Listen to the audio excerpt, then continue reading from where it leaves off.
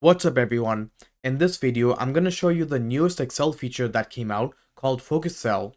If you want to find this feature, you can go to the View tab, and it's located under the Show group in this area here. If I hover my mouse towards the feature, we get a description that states, highlight the column and row of the active cell you're working in. Focus Cell is very easy to use. All you have to do is click on the button and then select any cell you want. You'll see that both the column and the row that meet at the intersection of the selected cell gets highlighted. So in cell E10, column E gets highlighted and row 10 gets highlighted.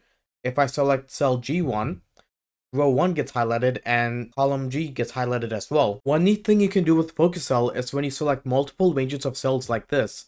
If I do tab, we can see that the highlighted columns changed, and if I do tab again, we can see that the highlighted row changed since we're in the second row of the selected cells. If you want to change the color of the highlighted cells, then that's very easy to do.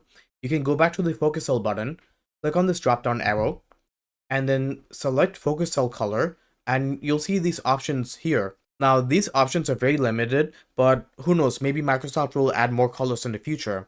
But for now, let's select the color green, and all the highlighted cells turn green this time. If you don't want to show the highlighted cells anymore, then you can just click on the Focus Cell button again. If you also want to see this option in the Quick Access menu, instead of going to the View tab every time, what you can do is that you can go to File, go to More, go to Options, and then select Quick Access toolbar, and go to All Commands. These are sort of in alphabetical order, so they're easier to go through. Search for Focus Cell, which is here, and then just add it to the Quick Access toolbar. Click OK. Now we have access to the Focus Cell option again.